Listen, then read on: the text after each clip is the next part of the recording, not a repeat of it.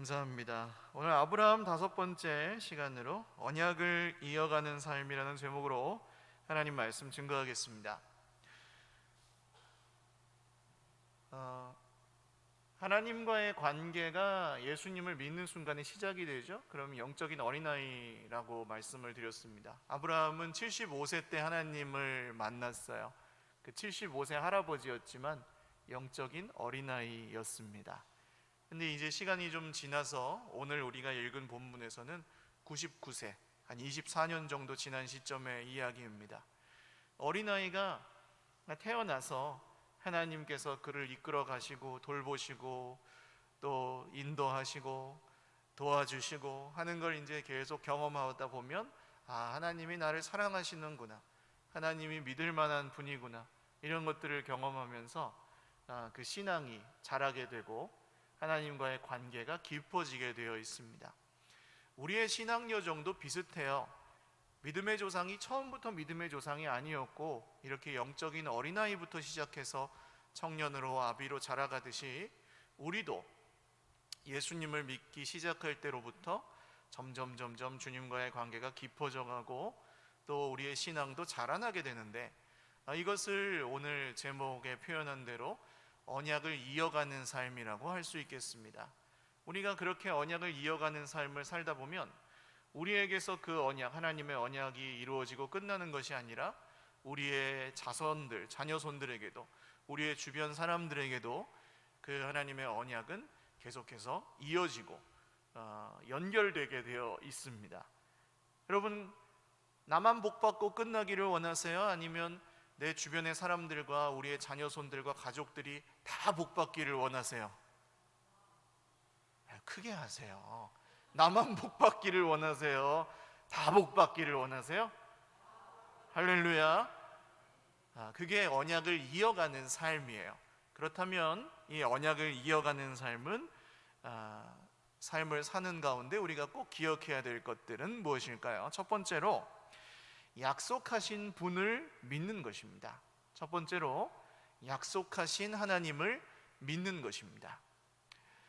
우리는 흔히 약속의 내용, 그러니까 세상에서의 계약들, 세상에서 하는 약속들은 약속의 내용에 많이 집중이 되죠.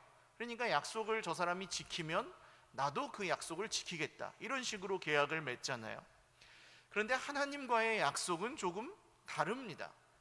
하나님이 언제 어느 때에, 오늘 아브라함에게 말씀하시는 것처럼 내가 내년 이맘때에 너에게 아들을 줄게, 이렇게 약속하시는 때도 있지만 사실 처음 부르셨을 때는 언제 주신다고 하시지를 않고 그냥 부르시거든요.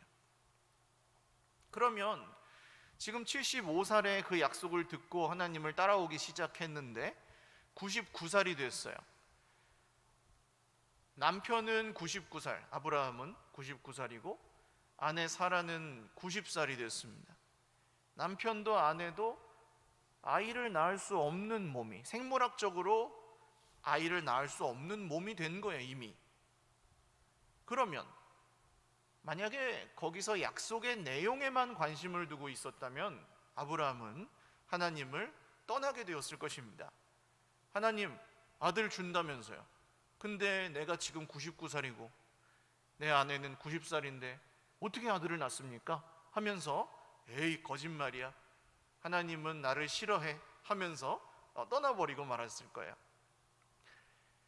그러나 오늘 아브라함이 아이를 낳을 수 없는 몸이 되었는데도 하나님을 떠나지 않고 하나님과 이렇게 대화하고 하나님의 말씀을 순종하고 하는 이유는 무엇입니까?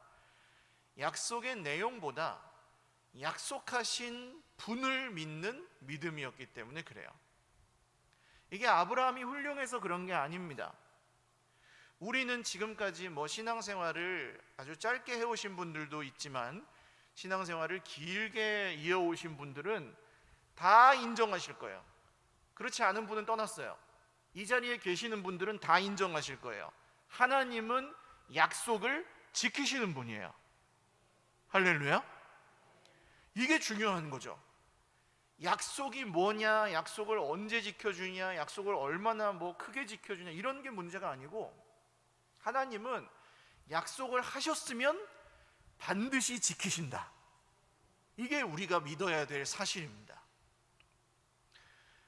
형편이나 상황을 볼 때는 어려울 때가 많으시죠. 오늘 아브라함은 지금 소망이 없어요. 아들을 더 낳을 수가 없어요. 이제는 지난번에 그 하갈이라는 여종 노예에게서 이스마엘이라는 아들을 낳긴 했지만 이제는 그것도 못해요. 사라는 더욱 그렇습니다. 90살 할머니가 어떻게 아들을 낳아요?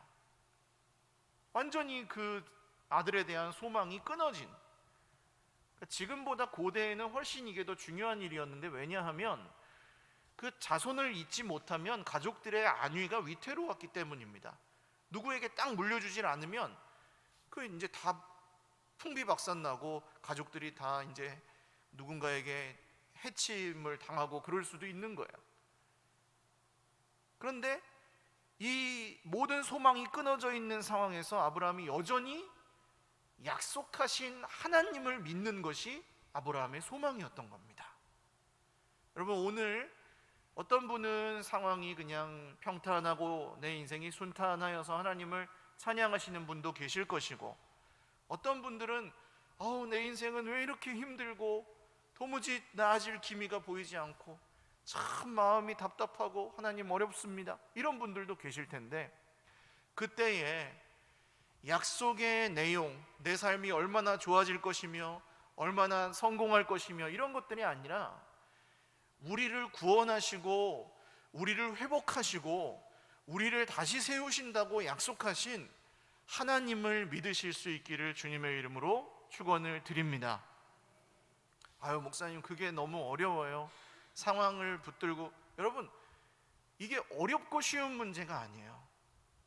믿음은 선택하는 겁니다. 문제를 붙들고 살아가면 문제가 나의 하나님이 되어서 문제가 나를 다스리는 인생. 조금 좋아지거나 조금 나빠져도 그냥 늘 힘들어요. 문제가 다스리고 있으니까. 사람을 붙들고 있으면 사람이 하나님이라고 했죠. 사람이, 그걸 내가 좋아하는 사람이든 싫어하는 사람이든 똑같습니다. 그 사람을 붙들고 있으면 그 사람이 나의 하나님이 되어서 늘 힘들어요. 힘들게 사는 길인 거예요, 그 길이. 하나님은 그런 우리를 거기서 건져내셔서 구원하시는 길로 이끄시는데, 그게 뭐냐? 하나님을 믿는 겁니다. 문제나 사람이나 내 자신의 욕심이나 자존심이나 이런 걸 붙들고 살지 않고 하나님을 붙들고 사는 인생. 약속하신 하나님, 약속을 지키시는 하나님을 붙들고 사는 인생. 이게 믿음으로 사는 인생인 거예요. 여기에 구원과 생명이 있음을 믿으시기를 바랍니다. 다른 더 좋은 길이 있으면 그리로 가시면 돼요. 그러나 하나님이 제시하신 그 길이 좋은 길이고 유일한 생명의 길이기 때문에 하나님께서 그 길로 우리를 인도하시는 겁니다. 두 번째로 언약을 이어가는 삶은 먼저 말씀에 순종하는 삶입니다. 먼저 말씀에 순종하는 삶입니다. 여러분, 많은 분들이 오해하고 계시는, 순서를 이제 헷갈리시는데, 특히 영적인 어린아이일 때 그래요. 네, 하나님, 내가 이렇게 할 테니까 이렇게 해주세요. 혹은 하나님, 이렇게 해주시면 제가 이렇게 할게요. 하나님, 이렇게 해주시면 제가 이걸 안 할게요. 이런 기도를 한단 말이에요. 저도 어렸을 때는 그런 기도를 많이 했던 것 같아요. 그러니까 하나님이 뭘 보여주시면, 하나님이 어떤 약속을 이루어주시면 나도 믿어드릴게요. 혹은 나도 조금 순종해 드릴게요. 이런 생각인 거죠.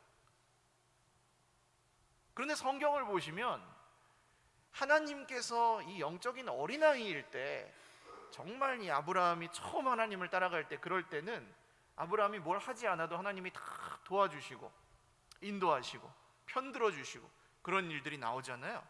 그런데 점점 이렇게 하나님과의 관계가 깊어지다 보면 계속 그렇게 놔두지를 않으십니다. 우리 자녀들을 키워보신 분들은 아시죠?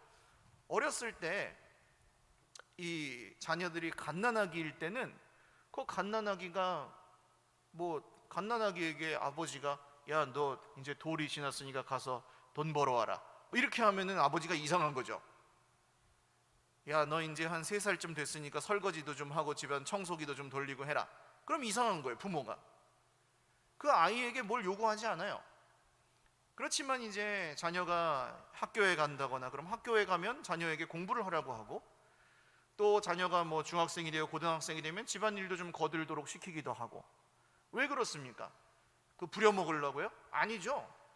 자녀가 이제 성인이 되어서 자기 인생을 살아가야 되는데 그 아이에게 필요한 것들을 가르쳐주고 경험시켜주기 위해서 하는 거죠. 그 아이의 때에 맞게 하나님도 우리를 그렇게 인도하신다는 거예요. 우리 인생은 하나님께서 이렇게 갓난아기처럼 돌보아 주시는 때도 있지만, 사실 이제 점점 성인이 되고 세상의 풍파와 고난을 만나다 보면 하나님께서 침묵하시는 것처럼 보이는 때를 지나야 될 때도 있습니다.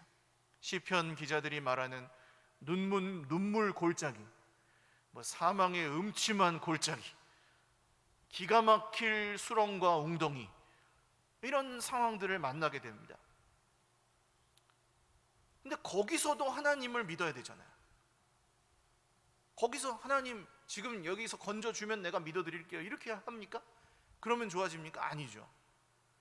오늘 아브라함이 아이를 낳을 수 있는 소망이 없는 상황이지만 하나님께서 아브라함에게 이 언약의 증표로 할례를 하라고 하십니다. 남성 이제 성기의 포피를 잘라내는 의식인데 굉장히 위험한 일이죠. 나중에 야곱의 이야기를 읽어보시면 야곱의 아들들이 복수하기 위해서 이걸 이용하는 장면도 성경에 나오죠. 이 할례를 하면은 주변의 위협이나 이런 것들로부터 대처할 수 없게 되는 거예요, 당분간은. 근데 온 식구가 다 할례를 하라니까 이거는 보통 일이 아닌 거죠. 쉽게 할 수 있는 일은 아닌 거예요. 그리고 아들을 주시고 나서 할례를 하라고 하는 게 아니라 내년 이맘때에 아들을 낳게 될 것이다 하시면서 너는 이 언약의 증표로 할례를 행해라 그러시니까 지키기가 어려운 거죠. 그런데 어떻게 합니까? 먼저 그 말씀에 순종하는 모습을 보이죠. 할렐루야. 여러분, 하나님께서 우리에게 무언가 말씀하시면 그 말씀이 들릴 때 그것을 축복으로 여기시고 먼저 말씀에 순종하기를 주저하지 마시기를 주님의 이름으로 축원합니다. 왜냐하면 그 말씀은 아무에게나 들려주시는 말씀이 아니에요. 아무에게나 그냥 다 들려주시는 말씀이면 그 흔해 빠져가지고 모든 사람이 다 듣는 그런 말씀이면 여러분, 이 세상 사람들 벌써 다 구원받고 다 천사가 됐겠죠. 근데 그렇지 않아요. 하나님이 성경을 통해서, 설교 말씀을 통해서 나에게 뭐 기도 가운데 뭔가 이렇게 들려주시고 보여주시고 뭔가 원하실 때, 뭔가 하라고 하실 때 그것을 탁 붙잡으시고 먼저 순종하는 거예요, 믿음으로. 하나님, 제가 그럼 그렇게 하겠습니다. 거기서 다 팔짱 끼고 재면서 하나님 뭐 좀 생각해 보고요, 형편 봐서 하나님 하시는 거 봐서 할게요, 이게 아니라 하나님 말씀하셨으니 제가 순종하겠습니다 하고 그 말씀을 붙잡는 거예요. 여러분, 그 말씀을 붙잡는 게 믿음이에요. 먼저 순종하는 거예요. 그러면 어떻게 되느냐?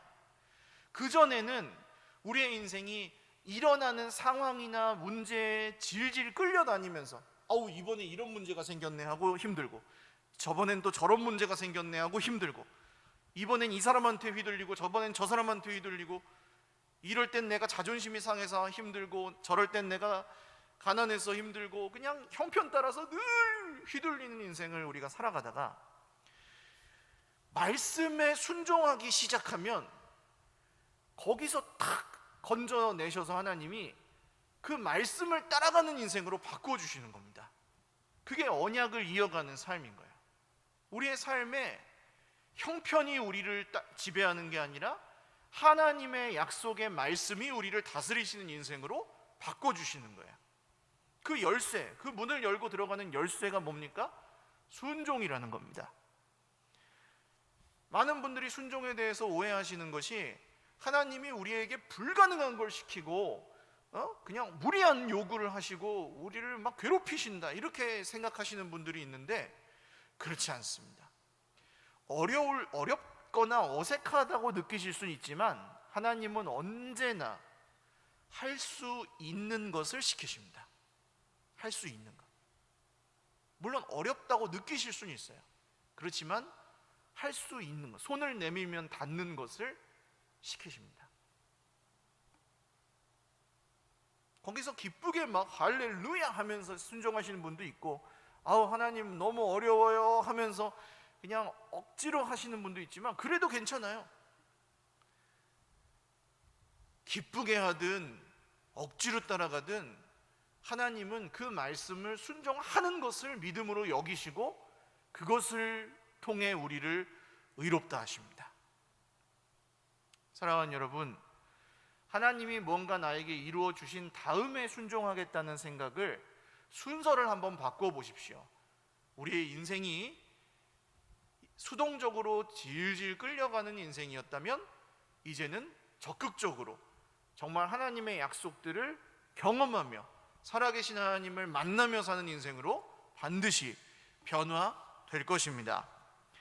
마지막 세 번째로 이 언약을 이어가는 삶을 사실 때 꼭 기억하셔야 될 것은 축복의 통로가 되기 위해서 살라는 것입니다.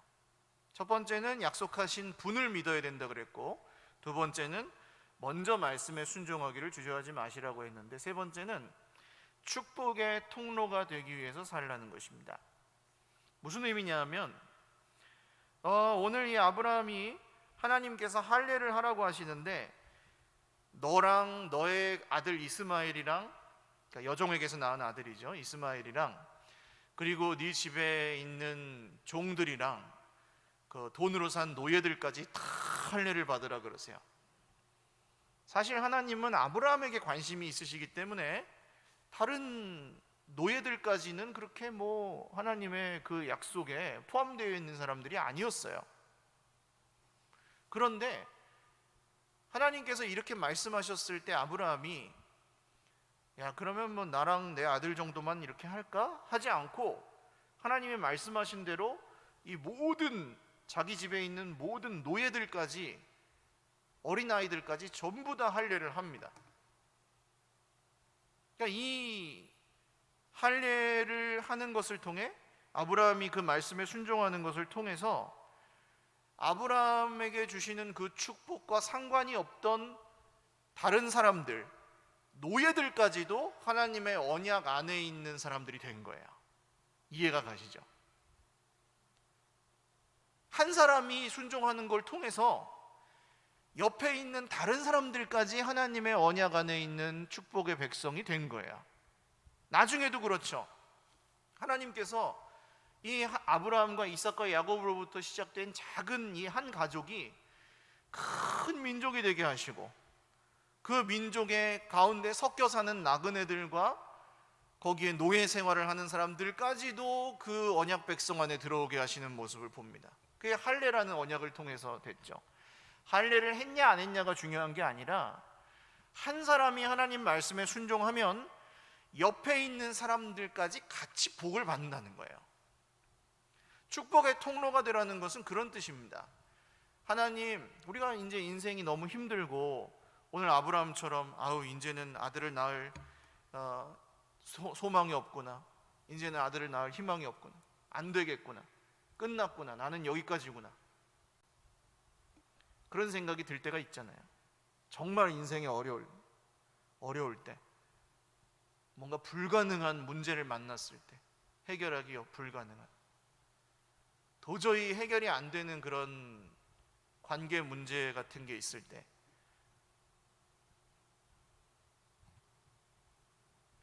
여러분 그때가 내가 할 수 없는 그때, 내 힘으로 감당이 안 되는 그때가 하나님이 일하실 때인 줄 믿으시기를 바라요.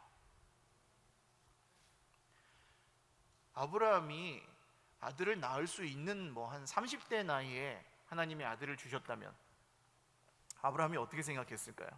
하나님 고맙습니다 했겠지만 30대 남성이 뭐 20대 여성이 아이 낳는 게 뭐 특별해요? 그냥 낳는 거지.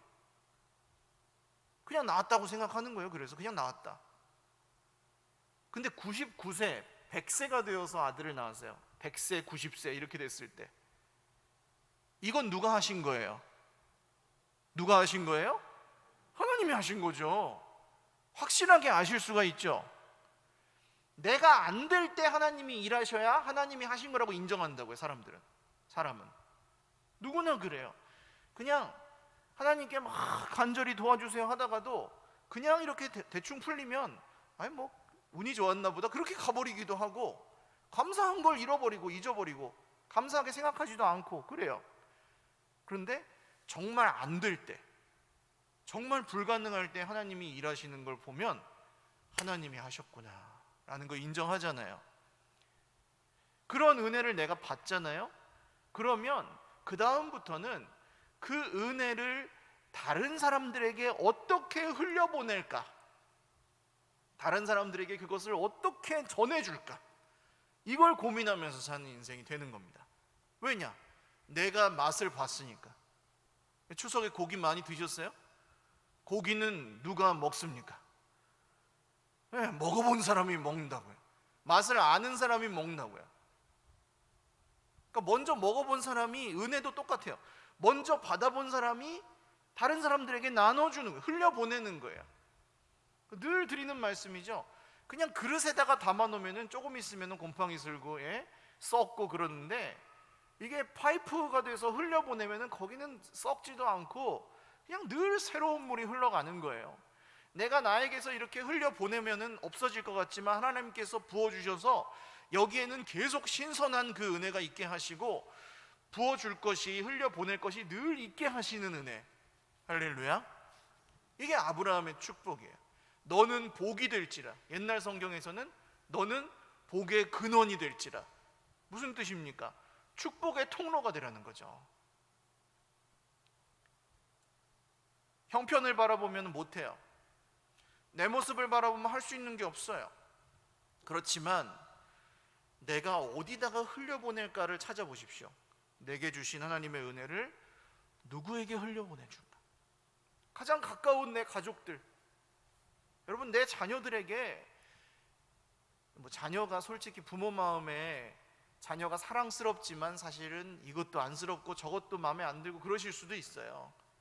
그럴 때 너는 그렇게 하면 어떡하니 하고 막 타박하지 마시고 축복해 주세요. 얘야, 너는 잘 될 거야. 엄마가 기도한다. 너는 하나님께서 너를 크게 쓰실 거야. 아버지가 널 위해 기도하고 있어. 얘야, 너는 하나님께서 너에게 건강을 주실 거야. 하나님이 네가 어떤 성격을 갖고 있고 어떤 모습일지라도 하나님이 너와 함께 하실 거야. 어려워요? 어려워요? 어려워요? 쉬워요? 돈 들어야 안 들어요? 돈 안 들어요. 근데 이걸 안 해요, 부모님들이. 자식을 평가하고, 야, 너는 이래서 안 돼, 너는 이렇지, 너는 그렇지. 자녀들이 늘 그 부모가 평가하는 말만 듣고 나는 그런 애구나 하고 그냥 거기서 머물러 버리는 거예요. 그래서 이 평가하는 말과 판단하는 말을 속으로 다 감추시고 오늘부터 결심하십시오. 딱 결심했다. 나는 하나님의 축복의 통로다. 그럼 따라하십시오. 나는, 손을 올리고 하죠. 손을 다 올리십시오. 나는 하나님의 축복의 통로다. 할렐루야. 축복의 말을 흘려보내시는 거예요. 자녀에게 돈 안 들어요. 자녀 잘 되기 다 바라시잖아요.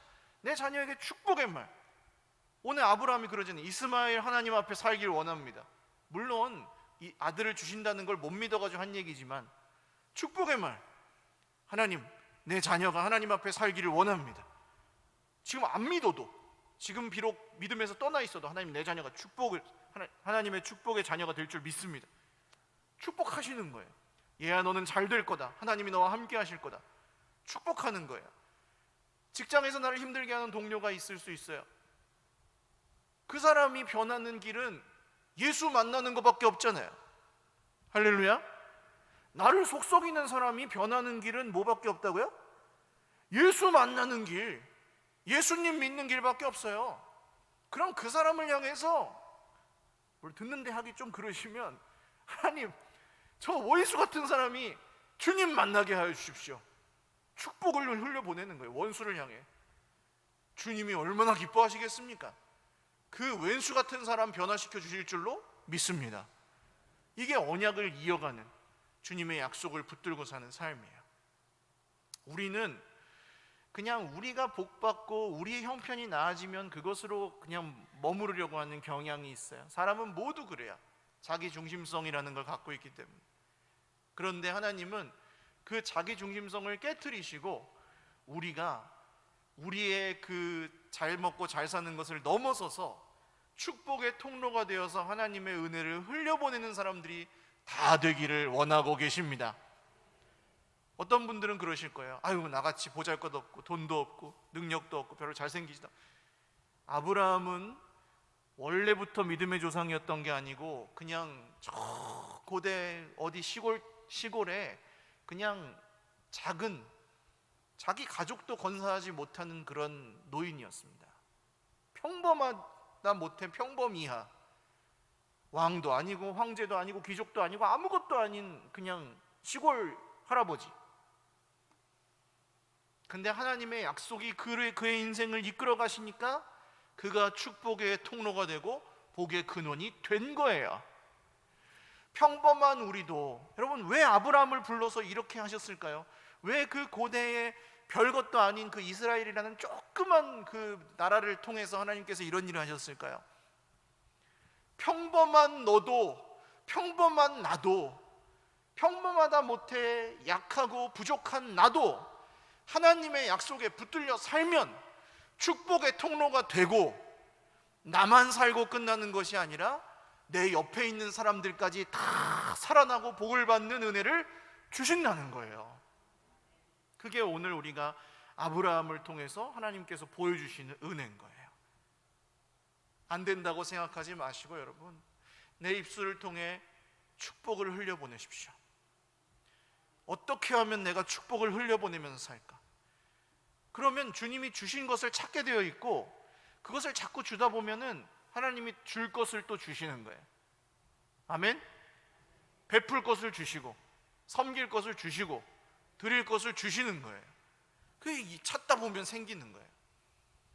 제가 예를 들어 드릴까요? 이 자녀들, 이제 어르신들은 자녀들이 다 장성하셨잖아요. 어떤 자녀는 이렇게 잘 쓰는 자녀가 있고, 어떤 자녀는 잘 모으는 자녀가 있는데, 나중에 보면은 어떻게 되시든가요? 얘가 모은 거를 다 쓰는 애한테 주더라고요. 잘 쓰는 애한테 다 가요. 이상해요. 참 신기해요. 모아야 많아지는 것 같은데 안 그렇고 쓰는 애한테 다 가요.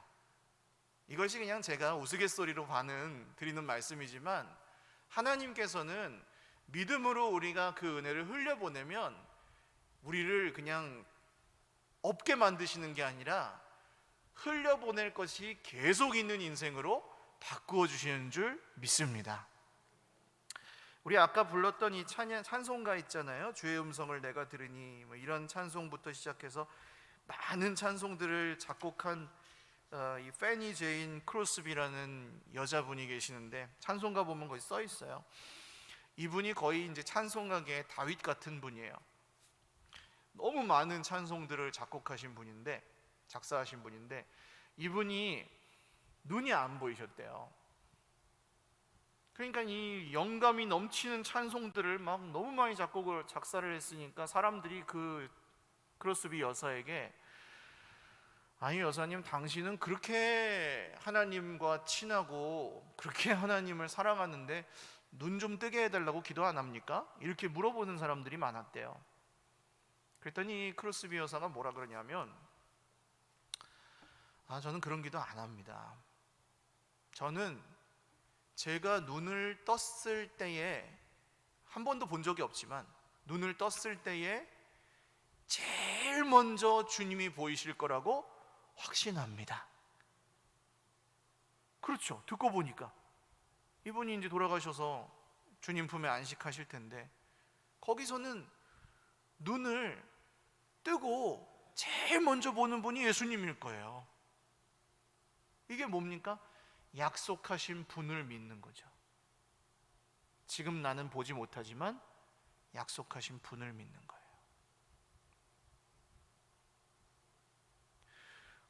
나는 왜 이렇게 눈이 안 보여요? 하고 불평하며 살 수 있지만, 그렇지 않고 하나님 말씀에 먼저 순종하며, 눈이 보이지 않지만 주님 내가 드릴 수 있는 최선을 드립니다 하며 이 주옥 같은 찬송가들을 작사한 거예요. 그리고 그분은 당장 누가 데려다 주지 않으면 집 앞에 시장도 못 가는 분이었지만, 이 많은 찬송들을 통해 모든 사람들이, 성도들이 하나님의 은혜를 누리게 하는 축복의 통로가 되는 인생을 살았던 것입니다. 믿음으로 살아가는 삶이 그래요. 우리 삶에는 절망도 있고 낙심도 있고 문제도 있지만, 여러분, 언약을 이어가는 삶을 사십시오. 여기서 끝났다고 생각하지 마시고 하나님의 축복을 흘려보내십시오. 지금 좀 더딘 것 같아도 약속하신 분을 믿고 꿈꾸며 기다리십시오. 하나님께서 반드시 하나님의 때에 정확하게, 그리고 우리가 생각하는 것보다 더 좋게, 그리고 우리가 생각하는 것보다 더 곧 이루어 주실 것입니다. 함께 찬양하고 기도하겠습니다.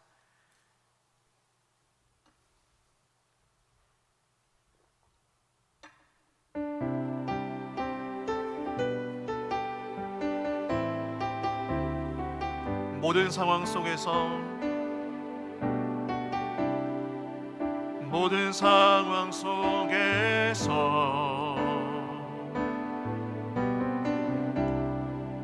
주를 찬양할지라.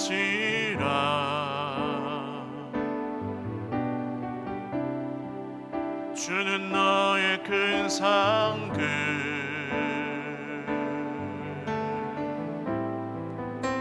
큰 도움이시라.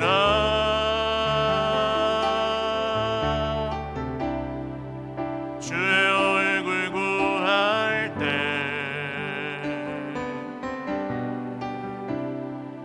주의 영을 부으사, 크신 사랑 안에서, 크신 사랑 안에서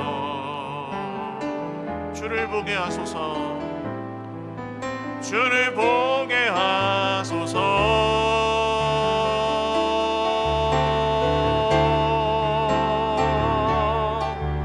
내 영혼이 확정되고 확정되어 싸우니 믿음에 눈들어 주를 바라봅니다. 내 영혼이 확정되고 확정되어 싸우니 믿음에 눈들어 주를 바라봅니다. 내 영혼이 확정되고 확정되어 싸우니, 내 영혼이 확정되고 확정되어 싸우니 믿음에 눈들어 주를 바라봅니다. 내 영혼이 확정되고 확정되어 싸우니 믿음에 눈들어 주를 바라봅니다.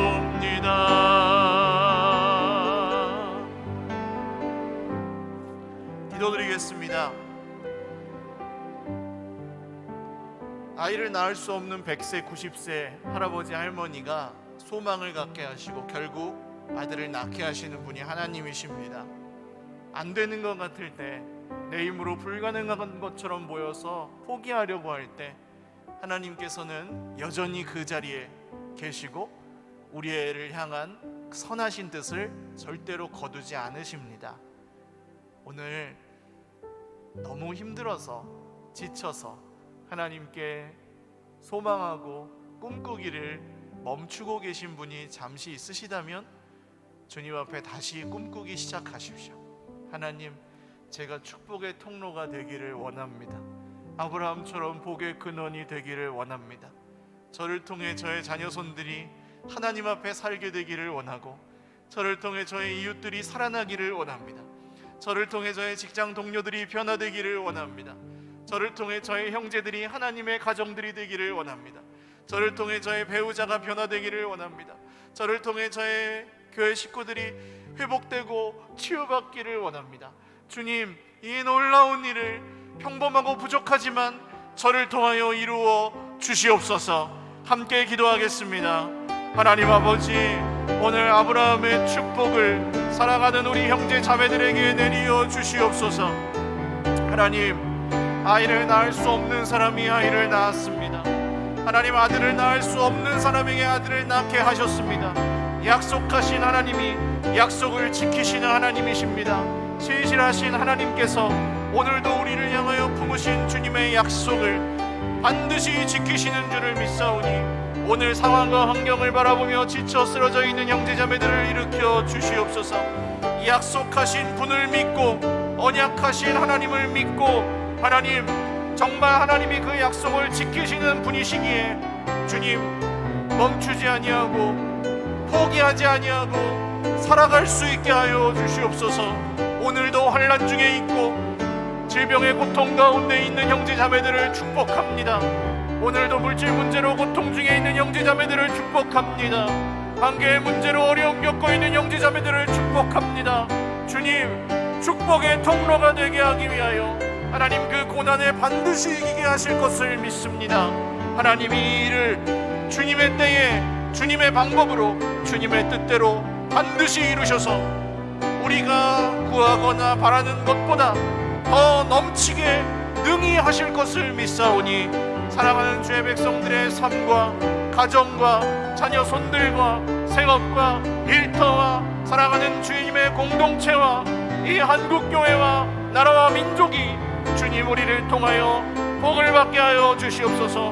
우리가 아무것도 없지만 믿음 하나로 우리도 믿음의 조상들이 되게 하시고, 하나님, 주 예수님을 통하여서 주신 구원의 복음이 우리를 통하여 온 세상으로 흘러가고 우리 온 가족들이 함께 구원받고 주님 앞에 나와 예배할 수 있도록 주님, 우리 사랑하는 형제 자매들에게 힘주시고 은혜 주시옵소서.